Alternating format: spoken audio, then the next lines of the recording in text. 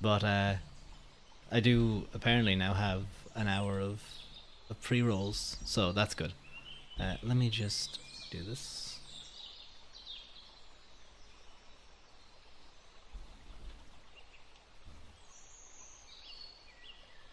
Ah, I thought that would I thought that would get rid of it on the screen, but it didn't. It doesn't matter anyway. Uh, but welcome everyone. Welcome in. I hope you're all doing well. I I'm feeling it's a little late today. I think I'm gonna go straight over to this. And where is the fire? Fire noises.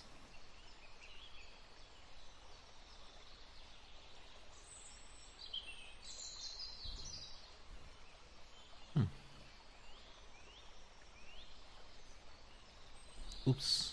I shouldn't have done that. I'll go studio mode and then figure out why that's not showing. There it is. Okay. Lower that down a little. And then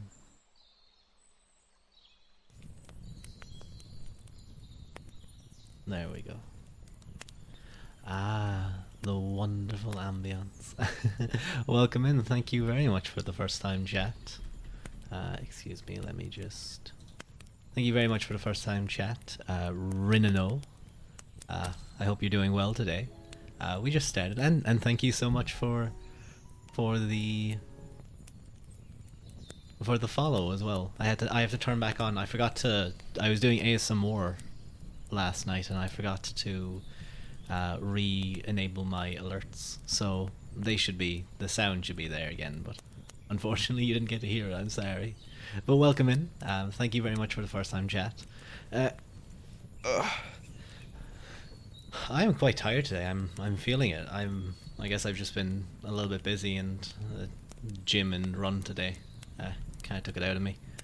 But no worries at all. Um, and I have to get up early tomorrow. Usually Saturdays are for relaxing, but I have to get up early for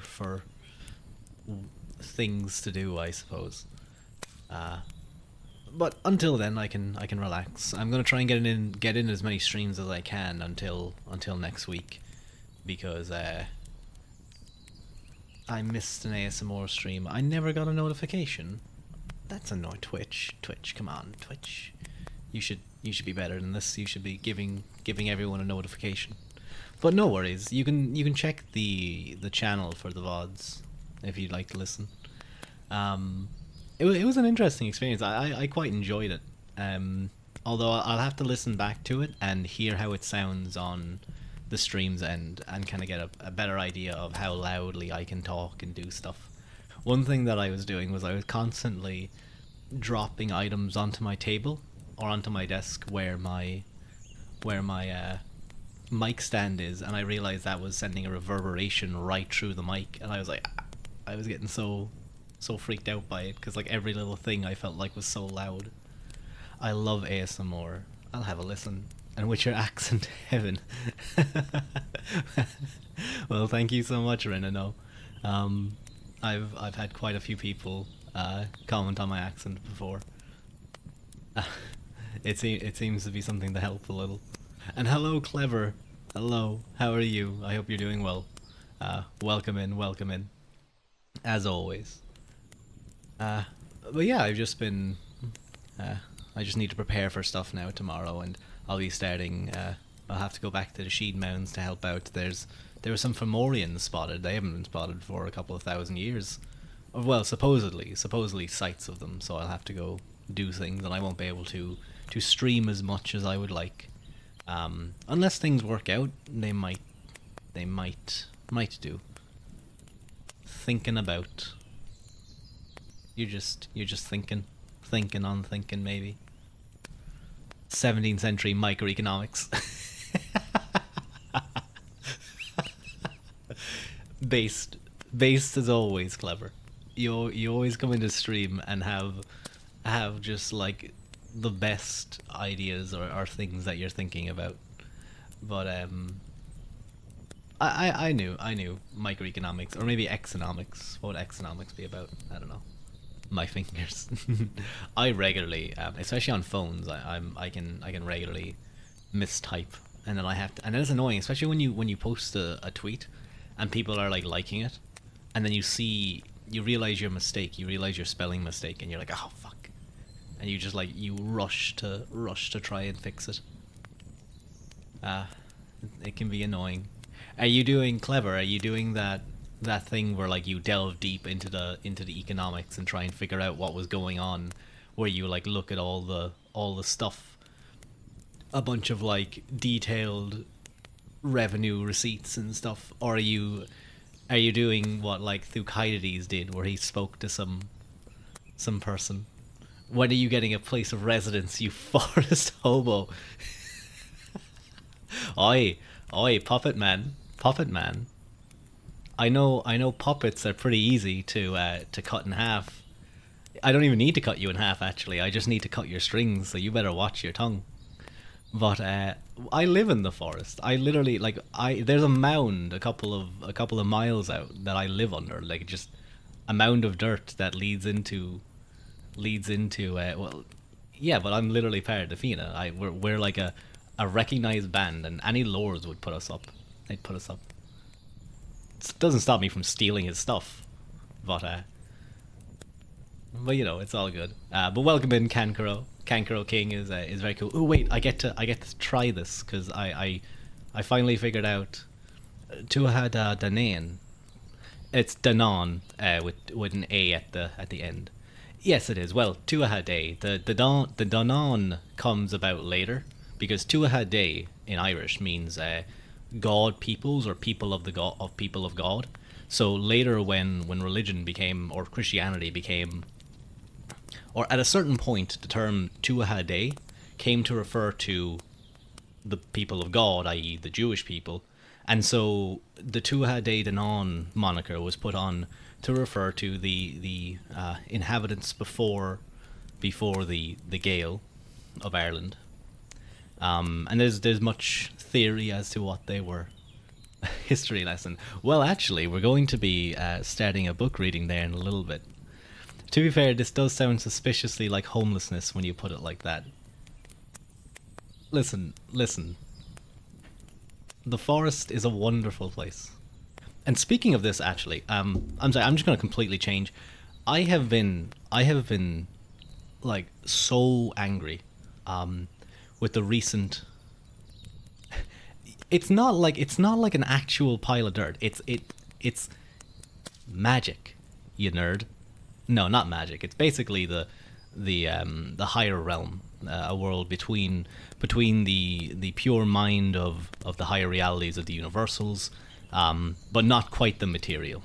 It's where the Tuatha live. And those of us who are halfies, we're not sometimes not appreciated as much. Good for balancing out the specific video. We're going to be reading Regine Pernaud's Those Terrible Middle Ages, Debunking the Myths. A very, very good series. I'll just give a quick read of the blurb. Perfect while I doodle. Nice one. As she examines the many misconceptions about the Middle Ages, the renowned French historian Pernaud gives the reader a refreshing original perspective on many subjects, both historical, from the Inquisition and witchcraft trials to a comparison of Gothic and Renaissance creative inspiration, as well as eminently modern, from law and the place of women in society to the importance of history and tradition, with practical suggestions for education. Here are fascinating insights based on Pernaud's sound knowledge and extensive experiences as an archivist at the French National Archives. The book will be provocative for the general readers as well as a helpful resource for teachers of most levels of educations. I have a lot of Francis and Joseph Glee's books. I don't think I've read one of theirs. Gies. Then I or an L? Gies. I don't think I've read any of their books. I apologize. But I've read this before and I found it really. Now it's been a while since I've read this, so I often get to enjoy the book along with you guys. But oh yes, I wanted to test something. Uh,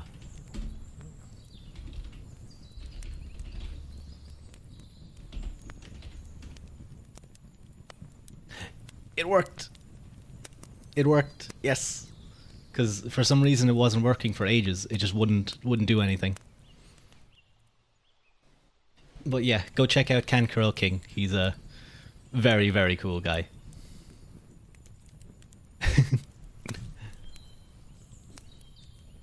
I love cats. I love cats emote. This is my favorite cats emote. It's just it's so cute. It's just such a soft little smile. Life in the medieval village, life in a medieval city, cathedral, forge, water wheel, and the Knights of History. Knights in History. Ah, sounds like a very nice collection of stuff. I'll have to. You're giving me so many things, clever. I'll never get to them all, but I will try. I will try. But but yeah, uh, I was saying before. Some of you may have heard about what happened in England. The that would be nice. That would be nice, clever. Um, so basically, there was a sycamore tree, the sycamore tree, right next to Hadrian's Wall. It was about 200, 300 years old. And it sort of was it stood between two hills in the north of England. And it was very much a cultural landmark. It it was shown in various movies because it's quite picturesque where it is. It, it, you've probably seen some of the images around, but essentially, um, some apparently 16-year-old, although I wouldn't be surprised if there were more involved, went up during the night, most likely during a storm, and decided to cut it down. It actually did. It reminded me a little of that as well. Um, I can't remember what it was called. But yeah, during a war between Charlemagne, the king of Francia, or the emperor of Francia, and later on the emperor of well the Holy Roman Emperor. um, he I'm pretty sure it was him, wasn't it? He attacked the Saxons and ended up cutting down their big tree. Like some of the main real pagan historical feelings. That's why you often see images of monks cutting down trees or stuff. It was basically what because they worshipped them, the Christian monks would cut them down as a sign of superiority, and usually building a church on where it stood or around there. But yeah, it was it like you could see people from there talking about it, and that, like, people had their ashes spread around it. People had proposed under it, had grown up around it, visited it constantly. It was in like really really old movies. I think one of the oldest Robin Hood movies. It was clearly a landmark, a cultural landmark, and something that I'm guessing the surrounding area was well known for. Now I had never heard of it personally, um, but I feel for those people who live there. Not just having something that is like part of the tradition and culture, but it's such a terrible disrespect of a of a people, of a land. And I really hope that they're able to do something with it. There was some talk of possibly being able to save it in some way, but obviously it would be quite a tree that old apparently is not going to survive too well under such strain. But yeah, I'm just mad over it. I remember when I first heard about it for a couple of hours I was fuming. I was literally like, I want the book thrown at this person, and now that's a child. It's a 16-year-old apparently. They probably won't be punished that badly, and we won't even find out who did it. That person should be named and shamed. But have to protect children, even though like that takes a certain level of planning and just that's why I think there was other people involved. It seems insane to think that like just this one kid was like, I'm gonna go cut down a tree for no reason. That there had to be. I feel like there just had to be a group of people or someone like egging him on or something. I don't know, but or maybe the kid's like a fall guy or something. I did see some people talking about how clean cut the tree was. I mean, at that age, they still would know 100% what. Oh yeah. Oh no, absolutely. Like this was. I I just can't work out why you would do that. I guess it's hard for me to understand why people do a lot of things. You know, why certain people are, they do wrong. And I'm not trying to pretend like I'm a moral perfect person. The shaming would, oh, absolutely, absolutely. I wouldn't be surprised if they wanted to try and do that to like get their name out and be like, yeah, I cut down a tree, kid. But I'm fucking mad. I would. So alongside whatever prison sentence he gets, and he should, like that should come with a prison sentence. That would be like attempting to destroy some artwork. It's cultural. It's a cultural piece. He should be put on planting native trees and various other things around the place, like and be watched as he does it. Like that should be like a part of his like manual labor or like community service. We call it community service, but we'll make it manual labor. That's basically what community service is. I'm sorry. I despise the lack of care one has for tradition, history, culture, and nature in general. But particularly nature. It's a really disgusting sense of. Well, I guess it's just a sense of total disregard for one's place. That's all I can really put it as. I'm gonna take a drink of water because I need to relax a little.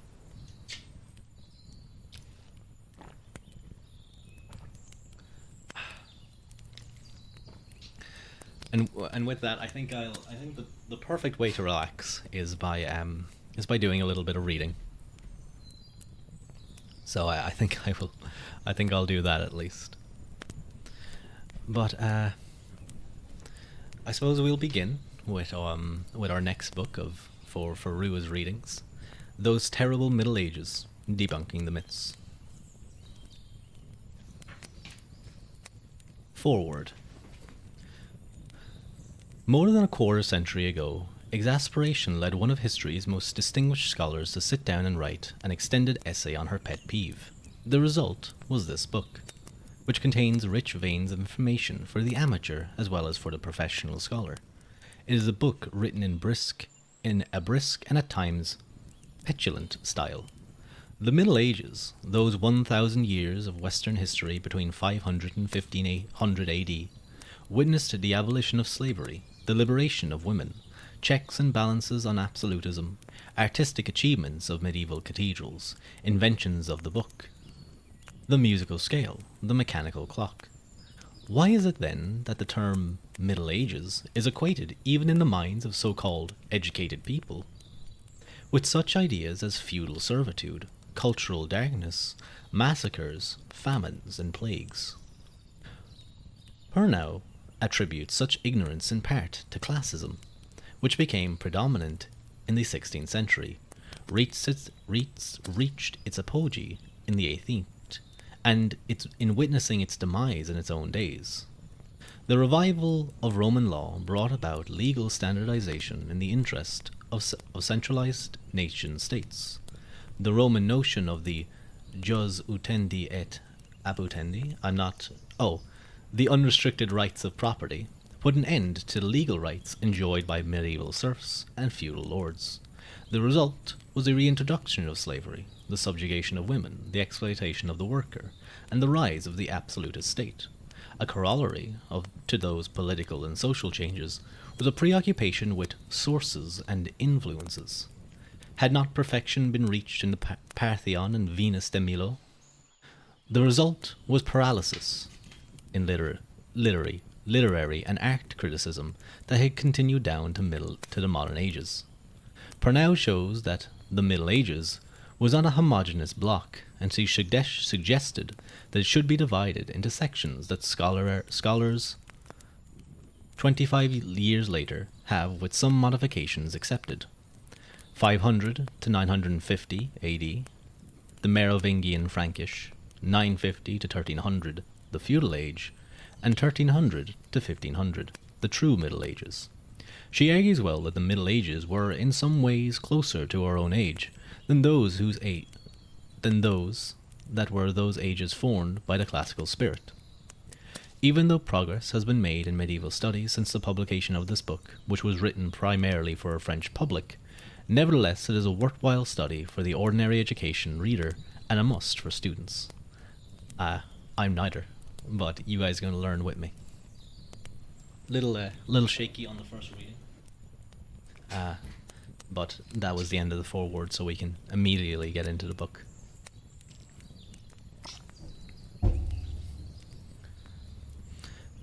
Chapter 1. Middle Ages. I had recently been put in charge of the Museum of French History in the National Archives when a letter was sent to me requesting, quote, "Could you tell me the exact date of the treaty that officially put an end to the Middle Ages?" Along with the subsidiary question, in what city were the plenipotentiaries gathered who prepared this treaty? Not having saved this letter, I can only give the substance of it, but I can guarantee that this is accurate. Its author was seeking a quick reply, for, he said, he needed these two pieces of information for a conference. He was expecting to give a date that was quite close at hand. I have sometimes found myself writing this conference in my head for my own amusement, and without difficulty. One need only place end to end what one reads, sees, and hears every day about the Middle Ages. Note 1 here. Quote, Middle Ages should always be put in quotation marks. I'm adopting the expression here in order to conform to current usage. Now the medievalist, if he has his mind set on collecting foolish quotations of the subject, finds himself overloaded by everyday life. Not a day goes by that one does not hear some reflection of this kind. We aren't in the Middle Ages anymore, or that's a return to the Middle Ages, or that's medieval mentality. And these come in all kinds of circumstances. To recall the claims of the MLF or to deplore the consequences of a strike by the EDF. And these are various organizations, the Mission Laquais Français, devoted to teaching and dissemination of French language and culture, and Électricité de France, France's national electrical power unit. Or when one is led to voice general ideas about demography, illiteracy, education, and so forth. It all begins early.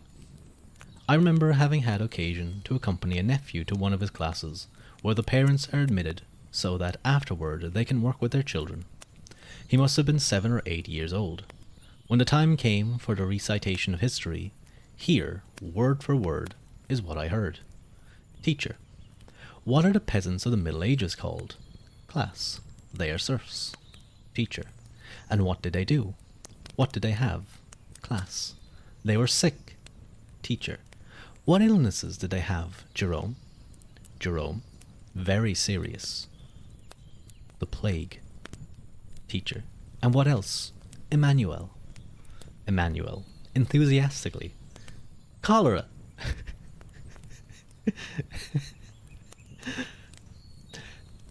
You know your history well, the teacher continued, placidly. Let's go on to geography.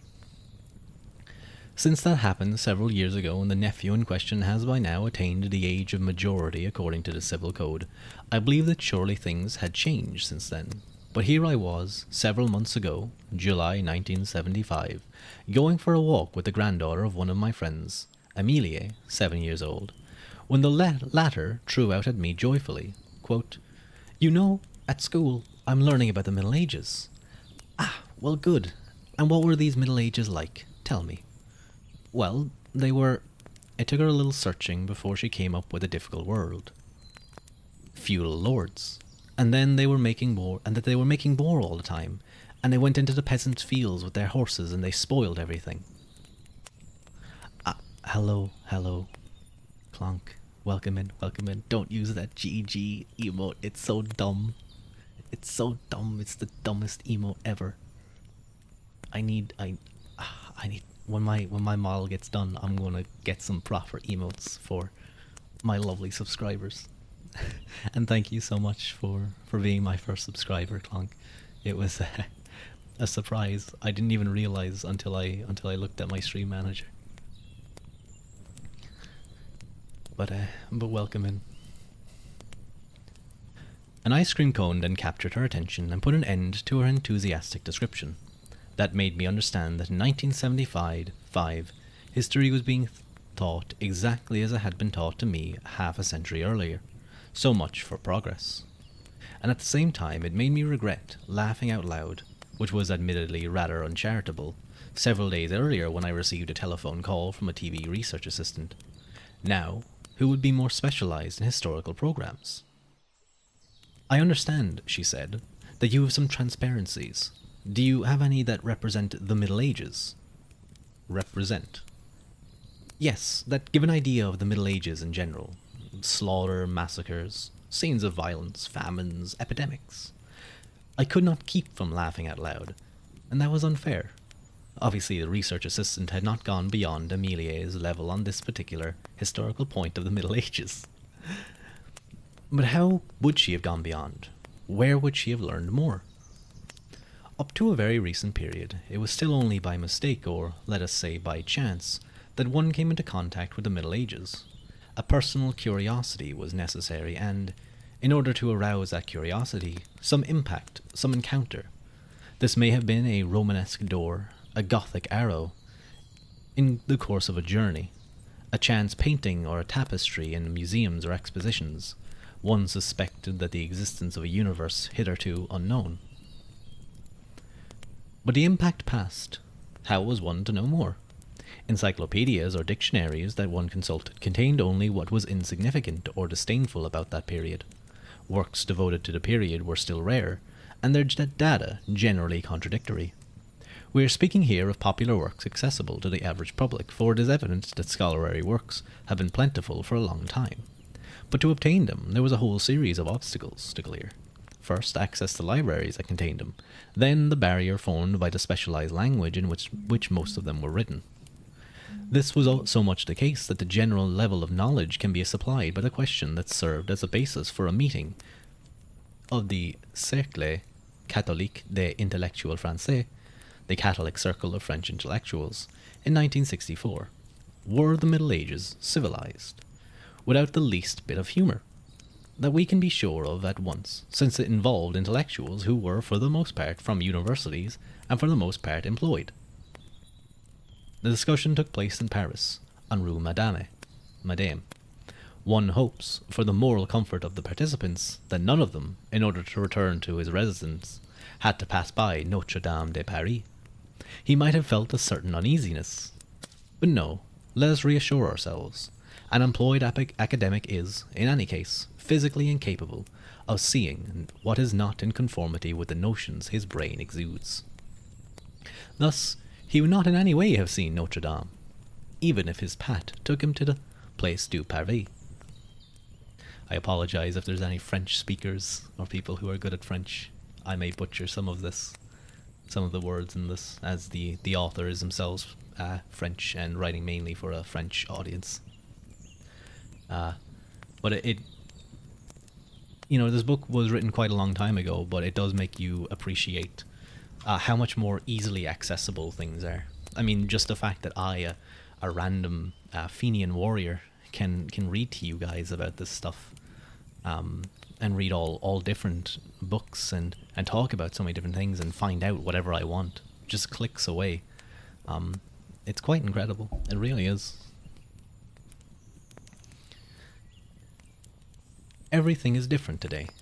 The Place du Parvis itself is mobbed every Sunday, and during the summer every weekday as well, by a crowd of young people, and some who are not so young, who listen to singers and musicians and at times dance when they listen, or who, seated on the ground, simply contemplate the cathedral. Most are not content simply to admire the exterior.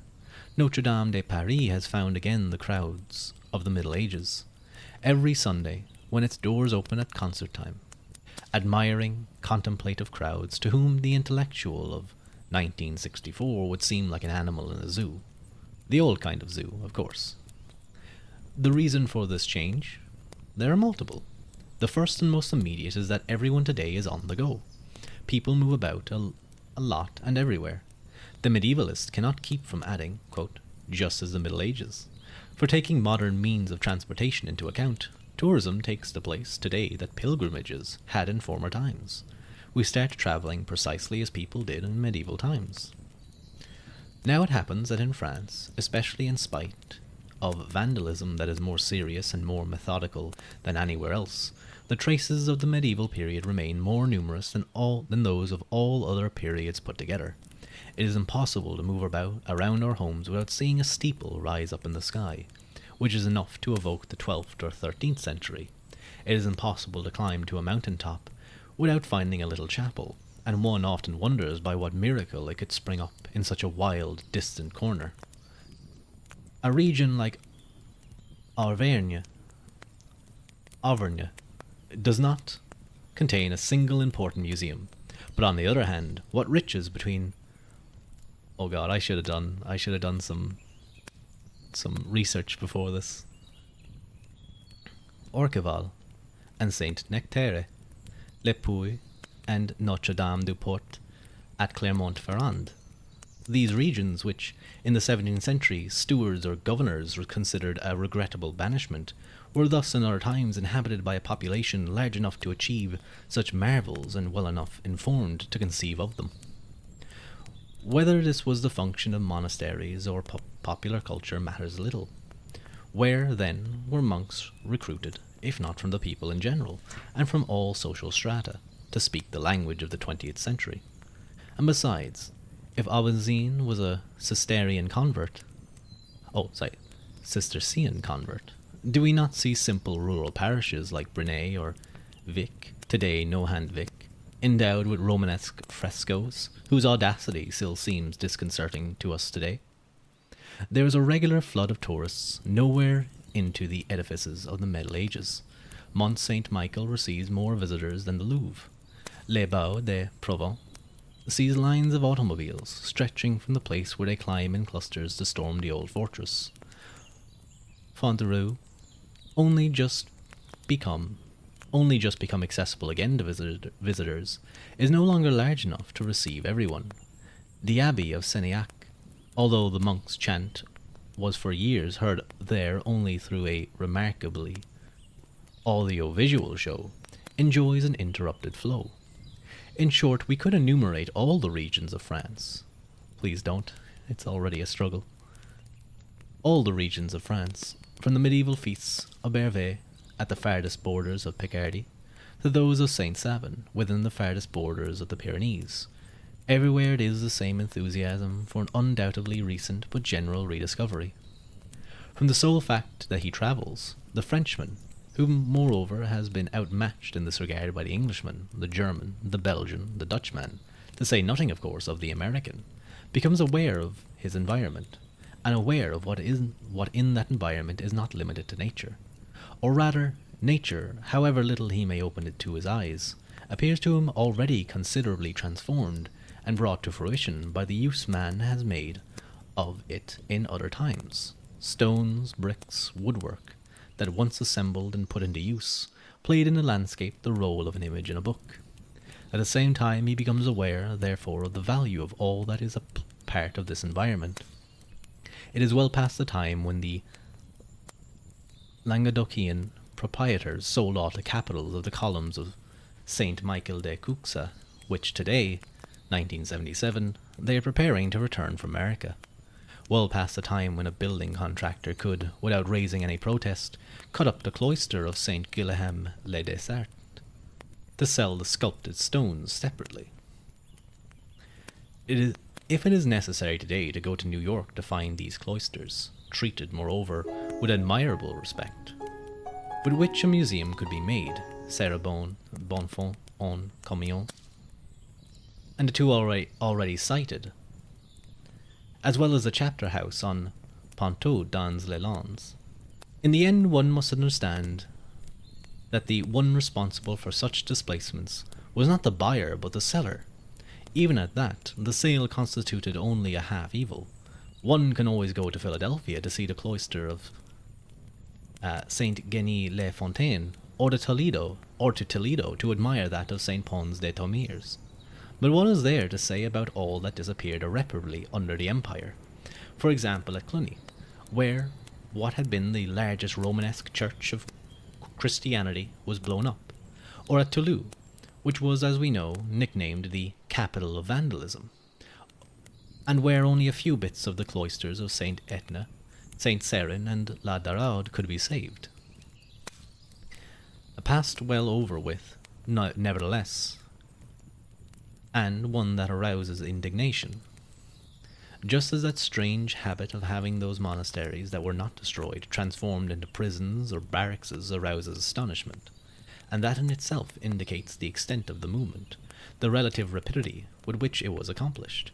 For in the end it was scarcely 100 years ago that Victor Hugo, visiting Mont Saint-Michel, transformed it into a prison, cried out, quote, "It is like seeing a toad in a reliquary." And even I could see it in my childhood, at the time when there was an effort to make them disappear. The little regular windows cut into the wall that had transformed the great wall of the Palace of the Popes in Avignon into barracks. Today, even when Fontarieu has finally been returned to itself, who then would admit the Mont Saint-Michel or the Palace of the Popes could become barracks or a prison? There is still, it is true, a certain fire station on the Rue des Poissy in Paris, but everyone knows that Paris will always lag behind the provinces. Ooh, I'm gonna need a drink of water. Let me check something real quick.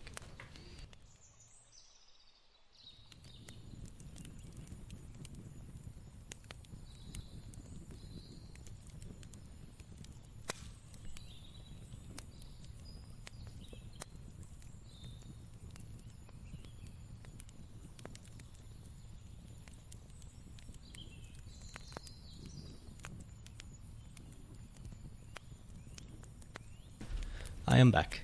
I was wondering why it was so warm. My window was closed. So I was just making a heater of my room.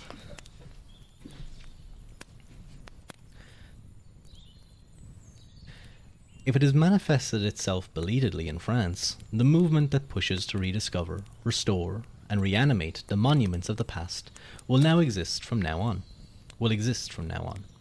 It has penetrated deeply. It has come to overwhelm and disturb even the authorities who had the care of those monuments up to now. Everywhere, archaeological clubs have opened, restoration work groups and excavation campaigns have begun. We see admirable Romanesque edifices, even those hidden in the barely accessible countryside, recover their form and their life thanks to public and private associations of care and protection sustained, controlled, and sometimes even initiated by the local administration. I am thinking of Saint Denis, but also the Rotunda of Simonnet in Haute-Provence, or even, not far from there, of the Chapel of the Magdalene. Already in that same region, the property owner who persists in piling his hay in a Romanesque or Gothic chapel, as was done for a century and a half, comes across as ignorant, behind the times, and one could cite such restoration of monuments everywhere. Taken in hand and restored often by groups of young people acting spontaneously, it has at last been understood that in this domain everything has come from private initiative, followed, controlled, and encouraged by public powers.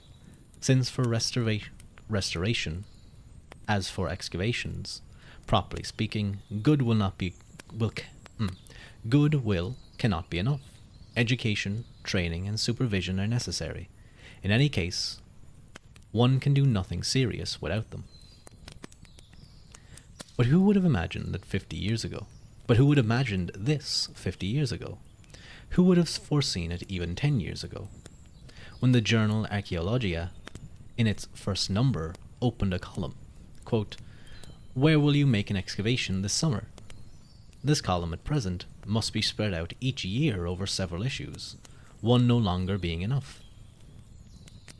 Television had played a role in this development of this curiosity. In drawing attention to neglected monuments by encouraging certain achievements, it has stimulated the interest that the general public was beginning to show for the witnesses of the past.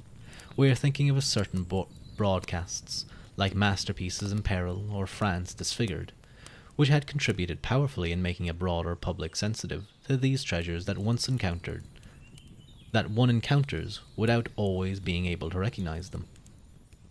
By placing them within reach of all spectators, it has at the same time made work done previously bear fruit, that of history's collections, of high-level popular works or journals. We will not cite them all. It will be enough to take as example the Zodiac series, which undertook some 25 years ago to make Romanesque art better known, and whose success is self-evident today. There are also a number of societies that have worked in the same direction, as a Centre International d'Etudes Romanes, or again, more recently, the Communauté d'école dans les cités artistiques, or CASA, composed of young people, students for the most part, who are undertaking to communicate what in general only art historians know, and are allowing everyone to appreciate the examination of 12th and 13th century monuments. If only that guy who cut down the sycamore tree had been a little bit more interested in things. I'm sorry, I'm still mad about that. It is enough to say that the average Frenchman today no longer agrees if someone describes the sculptures of a Romanesque portal as clumsy and awkward, or the colours of the châtain glass windows as garish. His artistic sense is sharp enough for him to consider judgments that would not even have been discussed 30 years ago to be definitively out of date. Yet a certain gap, perhaps, derived particularly from habits of mind or vocabulary, still exists between the Middle Ages that he admires at any time he has occasion to, and what this term Middle Ages covers for him. Note 3 here. Quote, "Executions of an almost medieval savagery," one such journalist wrote recently. Let us savour this almost. Of course, in the century of concentration camps, cremation ovens, and the Gulag, how can we not be horrified by the savagery of a time when the portal of Rheims or that of Amiens were sculpted? And that kind of goes back to how a lot of the supposed torture machines were that we associate with medieval times are actually more related to modern times. Not super modern, but 17th, 18th century. Often to make those periods seem like especially gruesome. Hello, Tornkite. Welcome in. Welcome. Yeah, torture machines, nice and cozy. We're reading about those terrible Middle Ages. We're just on the first chapter.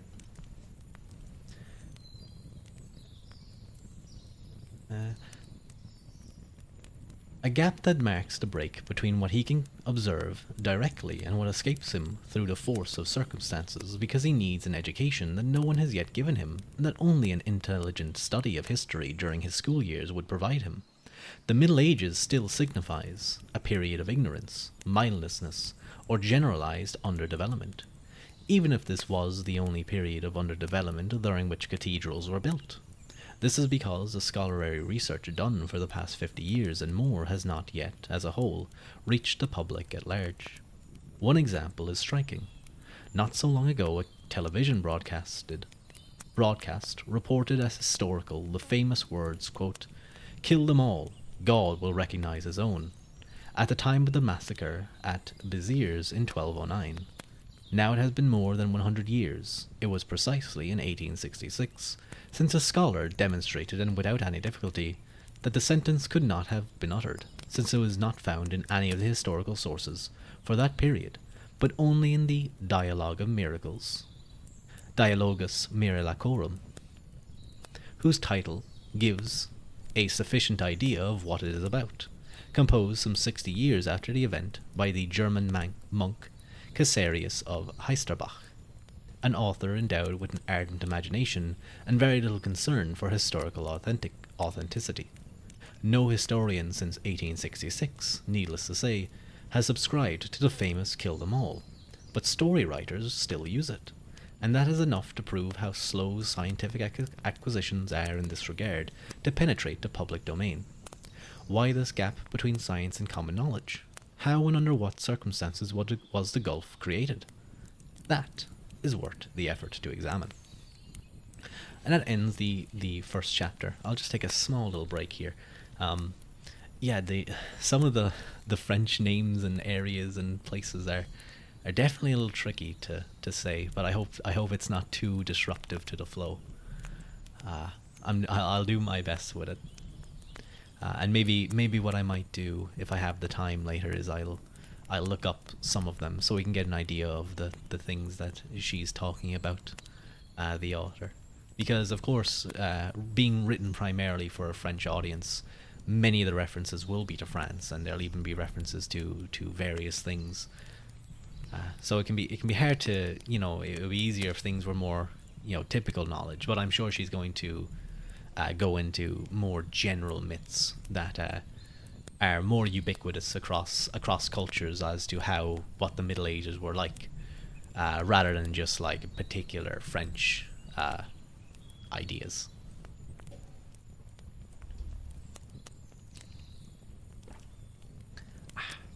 Yeah, ever since I opened the window, I'm way more cooler now. Thank God.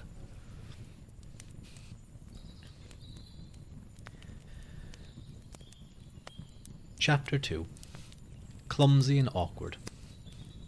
The Renaissance was decadence, said Henri Matisse. The term Renaissance, Renascita, was used for the first time by Vasari in the middle of the 16th century. He was saying exactly what he meant, what it still signifies for most people. Quote, arts and letters, which appeared to have perished in the same shipwreck as Roman society, seemed to flourish again, and, after 10 centuries of shadows, to burn with a new brilliance. That is how it was put in 1872 by the Dictionnaire Général des Lettres, one encyclopedia among many others at the end of the 19th century, by which one perceives perfectly the general opinion of the period and its level of education. What are reborn then in the 16th century are the classical arts and letters, in the vision, in the mentality of that time, and not only of the 16th century, but of the 3 following centuries. There were 2 periods of light, antiquity and the Renaissance, the classical times, and between the 2 a Middle Ages, an intermediary period of a uniform block, crude centuries, obscure times. To our period of structural analysis, it is not without interest to pause a little over the reasons that might have led to this universal vision of the past. We are well situated to do so, for the prestige of the classical times is largely dissipated today. The last scraps did not withstand May 1968, which apparently a widespread student revolt occurred in France during that time. Personally, and this was a note by the translator, personally I'd be impressed if you picked a random year in France that didn't have a large-scale revolt of some kind, or protest. If some confusion reigns today in calling classical values into question, then at the very least provides us with a profitable distance, a certain freedom of mind in their regard. What characterized the Renaissance, then, was, as ever, everyone agrees in recognizing, the rediscovery of antiquity. Everything of any importance at that time in the world of arts, letters, thought, manifests that same enthusiasm for the ancient world. Let us recall that in Florence, Lorenzo de' Medici gave a banquet every year to celebrate Plato's birthday, and that Dante took Virgil as his guide to hell, that Erasmus honored Cicero as a saint. The movement had begun in Italy, even before the 15th century. It spread into France, particularly during the following century, and won over more or less the entire West, all of Europe. One need only mention the Florence of the Medicis, where all the monuments are ornamented with pediments, columns, domes, just as in ancient architecture. Or the College of France, where all the humanists were employed in studying ancient letters with unequal ardour. Or the Manifesto of La Pléiade, which proclaimed the necessity of enriching the French language by drawing from Greek and Latin vocabulary. Now, if one examines precisely what this renaissance of ancient thought and expression consisted of, it appears, in the first place, to refer only to a certain antiquity, that of Pericles for Greece, and for Rome, that which was inspired by the century of Pericles. In short, classical thought and expression, and those alone, the Romans of Caesar and Augustus, not the Etruscans, the Parthenon, but not Crete or Mycenae. Architecture, from then on, was Vitruvius, sculpture, Praxiteles.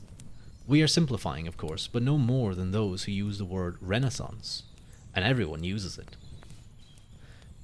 It is even used for no reason at all.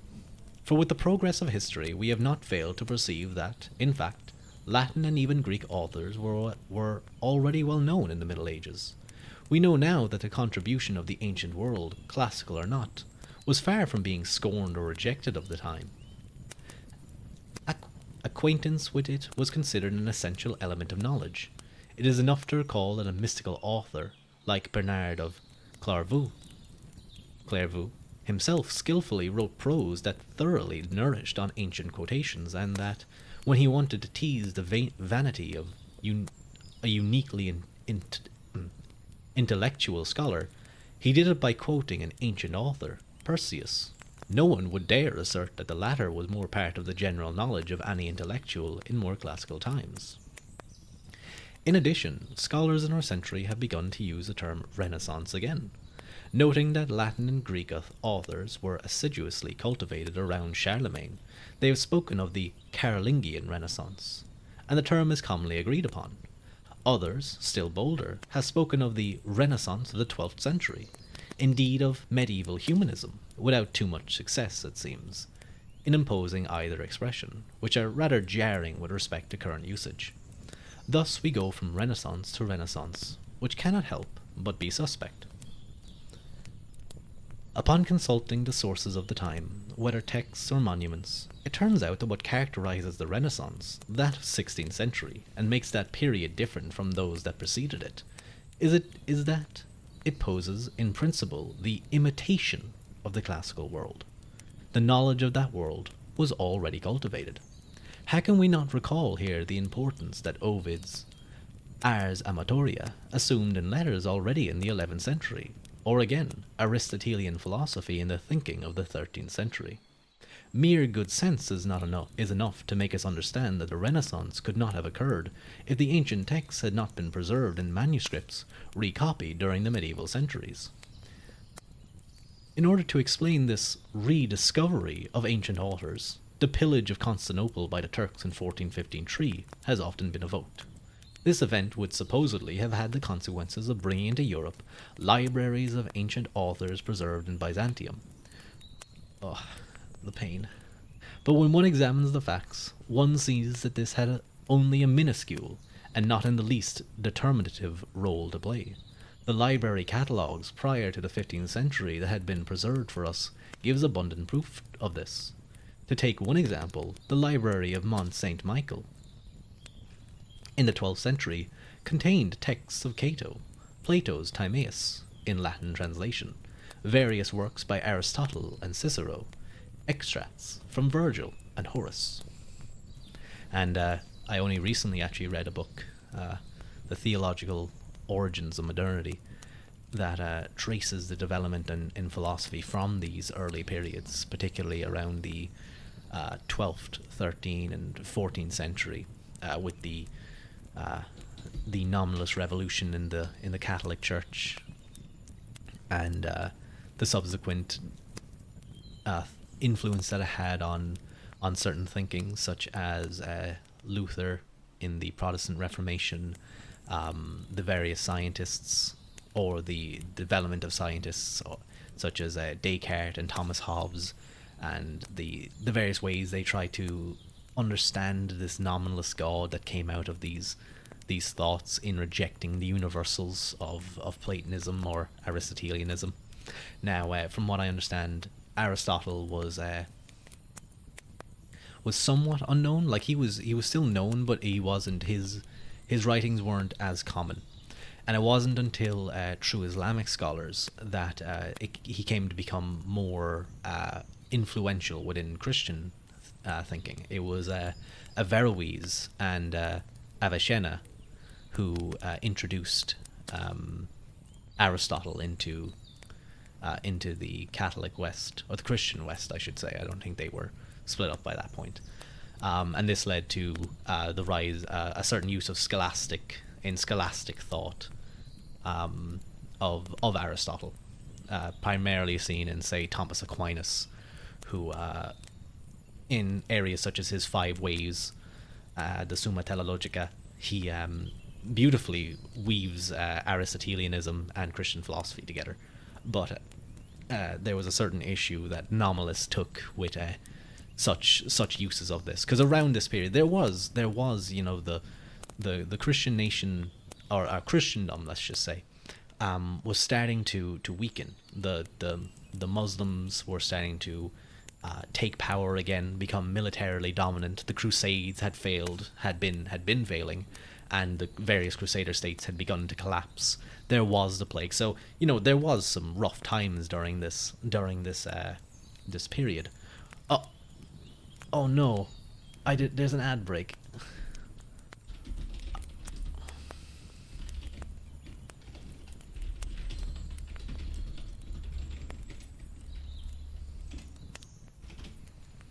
I'm so mad. You guys might not have seen it yet.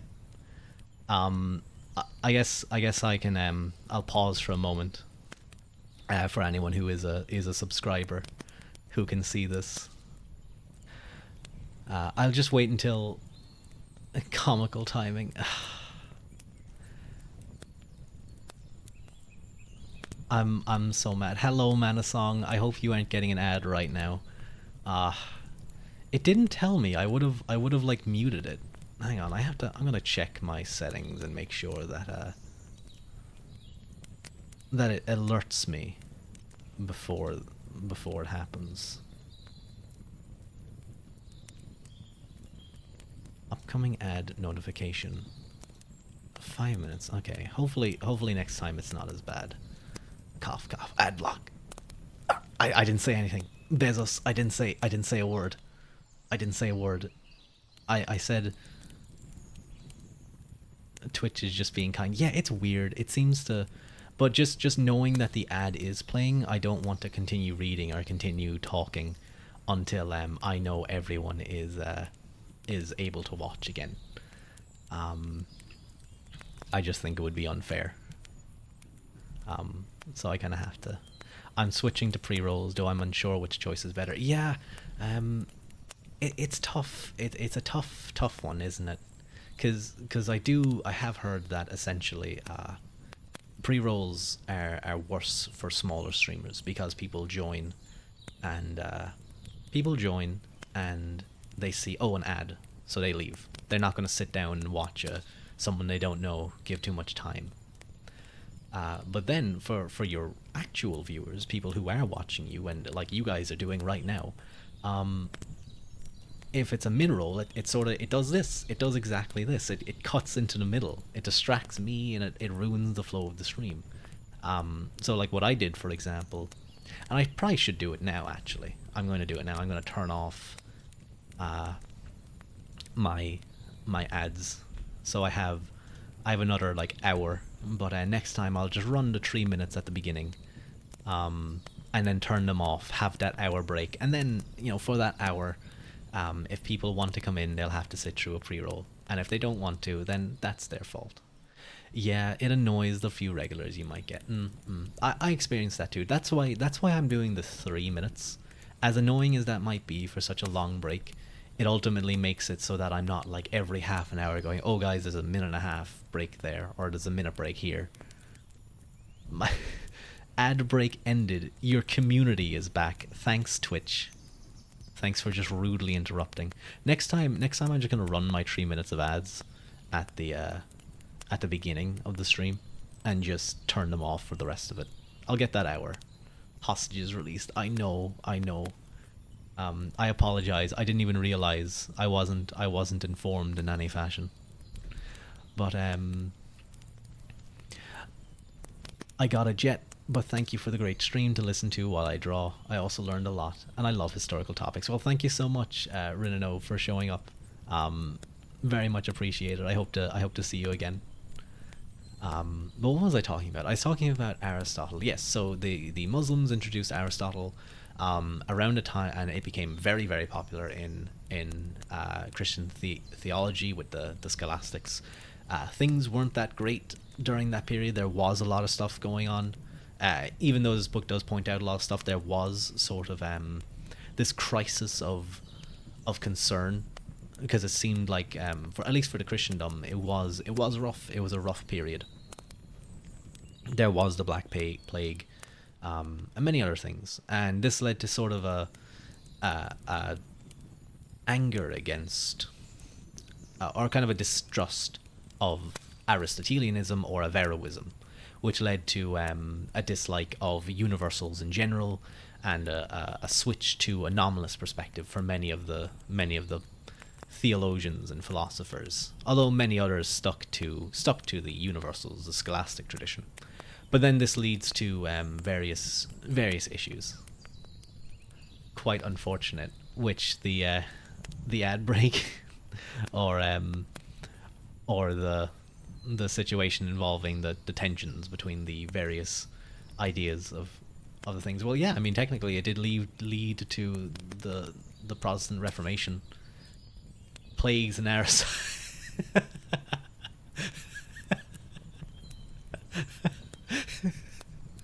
I like that. It kind of like lumps in Aristotle with the plagues in a funny way. But yeah, so it's but I mean, excuse me. It does, like, it shows that these people were very much aware of these traditions. They weren't ignorant of them. Now, they may not have known certain things. For example, they may not have known that many of the writings of Aristotle that we have were often lecture notes or compiles by either himself or his students afterwards, after his death, supposedly, such as the Metaphysics. But yeah, abandoning Aristotle. I see. I mean, just the fact that it does eventually lead to the Protestant Reformation and the wars of religion that followed, that absolutely destroys Europe. Which I wouldn't be surprised is what led to such a dim view of the medievals. This period of warfare, of danger that was present.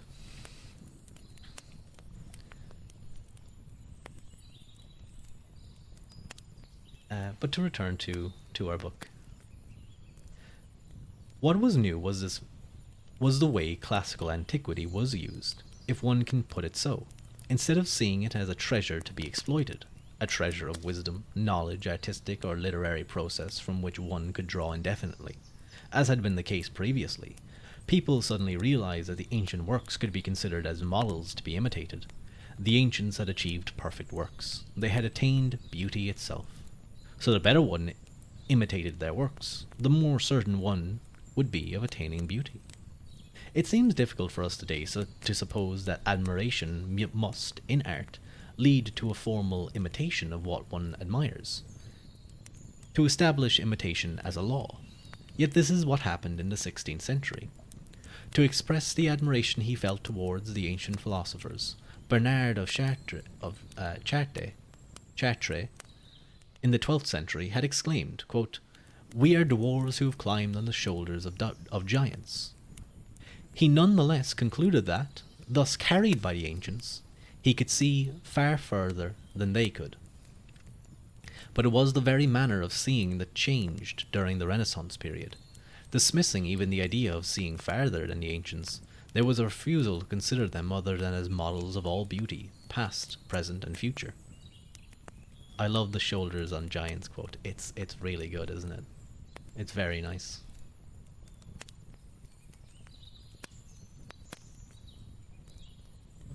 Models of all beauty, past, present, and future. A curious phenomenon, moreover, in the history of mankind. It took place at a time when immense unknown lands, other oceans, a new continent were being discovered.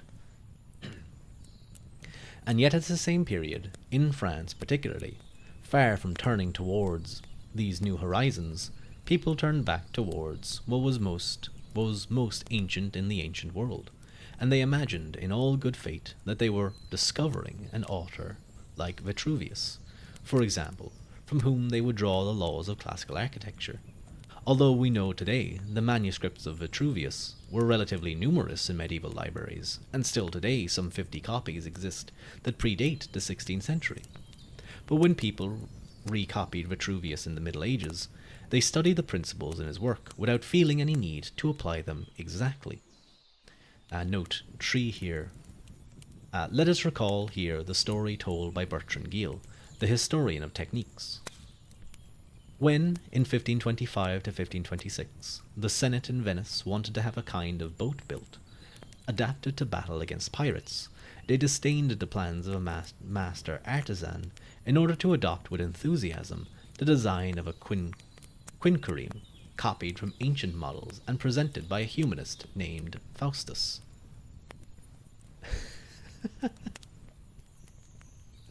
That's so silly. And a quinquereme would have been, I assume, a 50-manned rowboat or warship, essentially, that the Greeks would have used. Where were we? Oh, yeah. Later on, we will see the law of imitation expressed in the domain of letters. In what concern architecture and the plastic arts, it is enough to note the division, which is very visible even today, between medieval monuments and those left to us by the 16th century in classical times.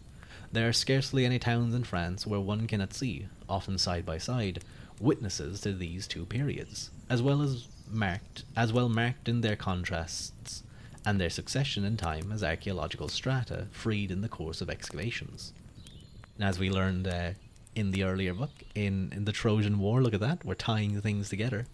Strata are the layers of ground that occur when one digs down, and you can tell certain historical facts about a certain strata. So, for example, in the Trojan excavation, they were able to tell that at a certain point the city had been destroyed in a fire, and through finding various tools, one would ascertain that it was during a raid. Another was destroyed by an earthquake.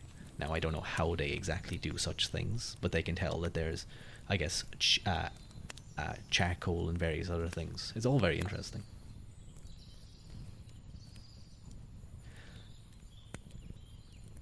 The simplest example is in Paris. The contrast presented on two sides of the scene. On one side, the Sainte-Chapelle and the towers of the Concierge. On the other, and the courtyard of the Louvre. The division is as evident as that produced before the eyes of the Parisians when, in 1549, at the time King Henry II entered Paris, it was decided to do away with the batailles of former times. That whole ensemble, boat, procession, and the fair, which had formerly greeted the king and which had become his capital, was sacrificed in order to substitute in its place decorations in the ancient style, columns, pediments, and Doric, Ionic, or Corinthian capitals, on which only nymphs or satyrs resembling Greek or Roman statues were allowed to circle. The façade of the church of Saint Etna du Mont, which dates from this time, shows in all its naivete the desire to copy faithfully the three ancient orders, crammed on top of the next, while the Pantheon, from a later period, was a completely faithful reproduction of a classical temple.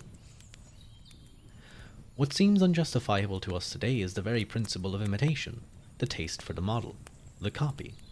It was Colbert, instructing the young people he sent to Rome to learn fine arts, to, quote, copy exactly the ancient masterpieces without adding anything to them. One lived by this principle of imitation, in official circles at least, until a period very close to our own. In France especially, where classical culture has been considered the only form of culture up to our times. I actually just want to check something real quick. I apologize if my microphone has been in any way lesser. My noise suppression wasn't on. I was only just thinking that. Let us recall that, still quite recently, one could claim that to be educated without knowing Latin, and indeed Greek, and that, up to a date very near our own, the essential work of students of the fine arts in all areas, including architecture, consisted in drawing Greek and Roman plaster casts. Couldn't hear any noise. Okay, that's good. Just making sure. Classical times have conceded artistic value only to certain works, which were not the best choices or the most authentic, of Chinese art, the object of a passing fad in the 18th century, or else, following the Napoleonic campaigns, to classical Egyptian art. Outside these two concessions to exoticism, all beauty was summed up in architecture, in the Parthenon, and in sculpture, in the Venus de Milo. Without taking anything away from the admiration aroused by the Parthenon and the Venus de Milo, what is surprising today is that such a narrowness of view could have been the law for some 4 centuries. Yet so it was. The classical vision imposed almost uniformly on the West admitted no other design, no other criterion than classical antiquity. Once again, the principle has been set down that perfect beauty had been attained during the century of Pericles, and that, consequently, the closer one came to the works of that time, the better one would attain perfection. And just going back to what I was talking about earlier, it is interesting to note that, for example, Petrarch, who was living through this nominalist revolution that I spoke of earlier, he looked to the past, very much as the Renaissance period did, to particularly the Romans, as where to find virtue. Now he goes through a whole development in both dealing with his own love life, in dealing with this conception of a new form of God that came about through this nominalist revolution, in basically attaining a sort of immortality, attaining virtue, attaining glory, and many other things. But he goes back to people like Scipio Africanus and Seneca and other such writers to attempt to find these. So because he saw it as with the corruption in the church at the time and the various other situations, that it was impossible. There wasn't any good moral figures at his time to adequately induce virtue. He even says that Aristotle, for all his talk on all his writings, and at the time he wouldn't have known that they were lecture notes, as I said, that he doesn't really show how to live virtuously. He may know more about virtue and about the good life than the Romans, but the Romans were more in tune. So it's interesting that even back then you start to see this desire to imitate.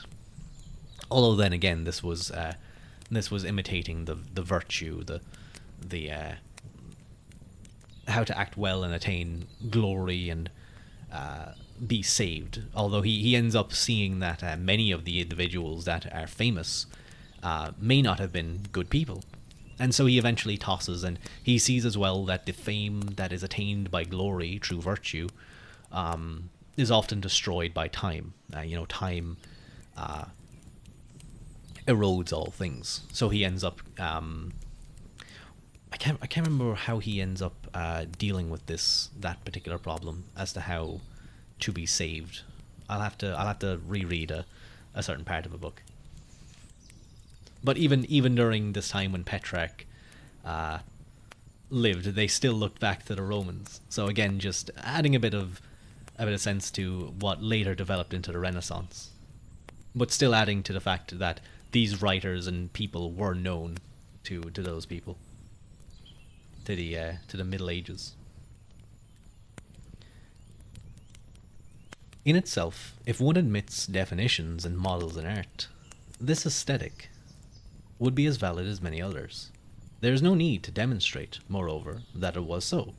It is enough to consider what it has left us, from the aristocratic dwellings on Isle Saint-Loup in Paris to those of so many cities, such as Dijon, Montpellier, and Aix-en-Provence.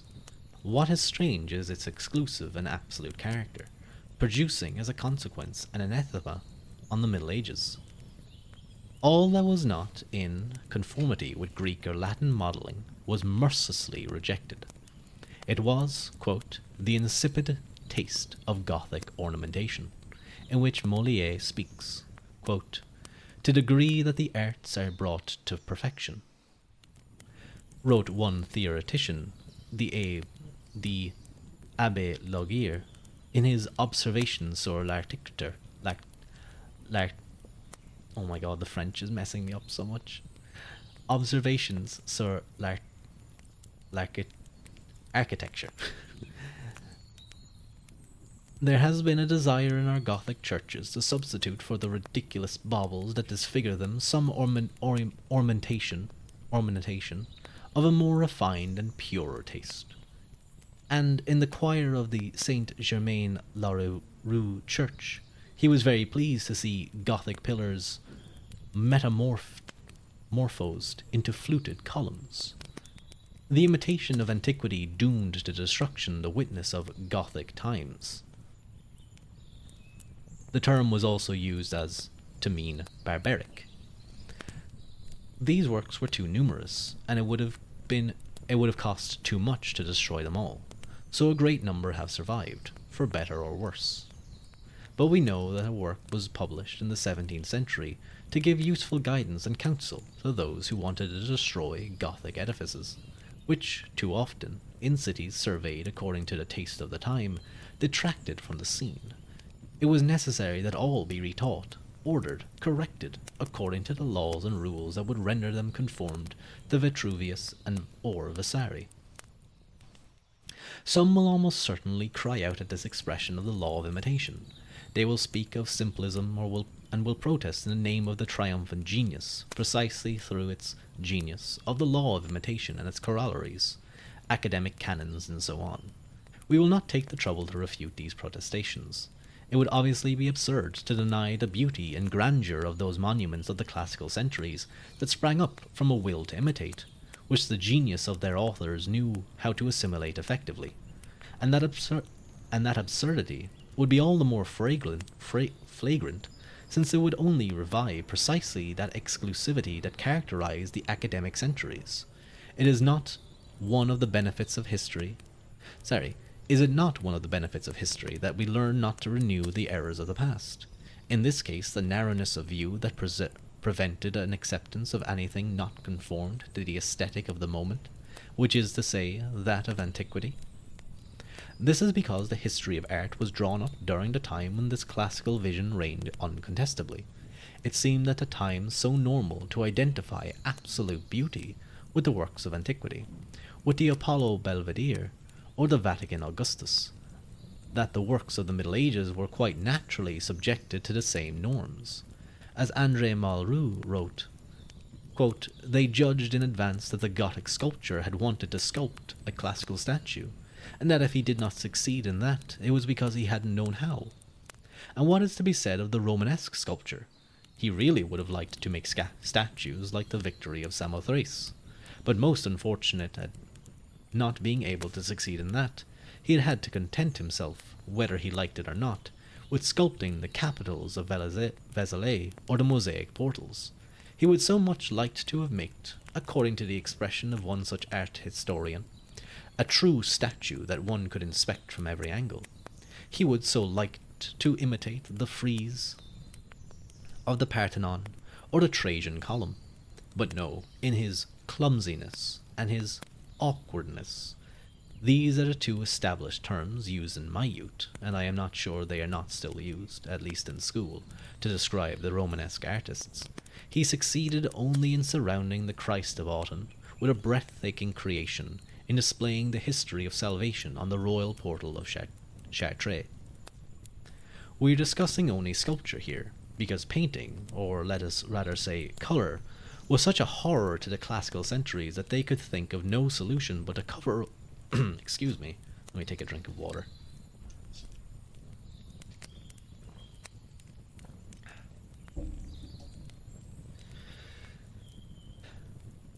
Let us say colour was such a horror to the classical centuries that they could think of no solution but to cover over the Romanesque or Gothic frescoes with plaster, or to break the stained glass windows and replace them with plain glass. This happened almost everywhere. We can consider those at Chartres, Mans, Strasbourg, and Bourges, the only ones fortunately forgotten, allow us today some idea of how beautiful the colour was at that period. The roses in the transept of Notre Dame de Paris were preserved, except for the damage done during the Revolutionary period, only because there was fear of not being able to remake them technically, which, just between us, was to render fine homage to the builders of the Middle Ages. And this is kind of getting into this idea that I guess the medieval age was a very dark and grey period. You often see that on in movies and stuff. It's portrayed very dully. It's like when a scene is shot in Mexico and they put that kind of yellowy film or filter over it. They do the same with medieval periods. They put a grey filter over it and everything becomes dull and subdued, when in actuality it was very colourful. The great art of classical times remained sculpture. Sculpture in the round, of which, as it happens, there was very little in medieval centuries, for all kinds of reasons, but particularly because there was then a preference to animate a surface, rather than to execute an object in 3 dimensions. Another crucial question for the art historian of the Middle Ages has been, how were the sculptors able to relearn sculpting? The principle that sculpture had been a forgotten art was assumed as a given. Anytime sculpture was tried, the attempts were awkward, worthy of a child. The term was one of disdain, not of admiration, as it would undoubtedly be today. Whence the value judgments made by historians, a statue of savage ugliness, referring to the famous Saint Foy, the treasure of Conky, very coarse illustrations, referring to the famous Amen's Bible, a frightful counterfeit of a human figure. And there's a note here, we will not give references here. These quotations were extracted from books by historians otherwise full of merit, but endowed with more erudition than artistic sensibility. Ah, I see. The classical perspective has had another consequence, from which we are not yet free at the present time. The method that consists in studying in a work only the origins, the influences from which it proceeds. It is of course understood that since nothing is born of nothing, from nothing nothing comes. What's that in Latin again, or Greek? From nothing nothing comes. Because that's actually a very important aspect of Aquinas and other theologians.